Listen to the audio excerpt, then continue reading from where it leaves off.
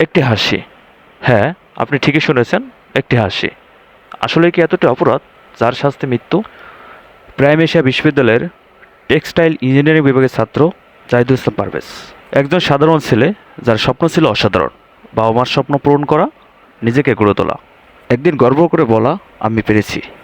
19 April 2025 একটি মিথ্যা অপমানের গল্প সব স্বপ্নকে থামিয়ে দিল। পাশের বিশ্ববিদ্যালয়ে দুজন মেয়ের দিকে তাকিয়ে হেসেছিল বলে কিছু ছাত্র তাদেরকে অপমান করা হয়েছে বলে ধরে নেয়। তারপর তারপর 30-40 জন মিলে তাকে মেরে রক্তাক্ত অবস্থায় ফেলে রেখে চলে যায়।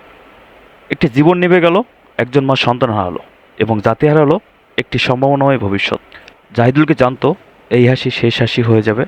কেন এত হিংসা, কেন এত বিষ?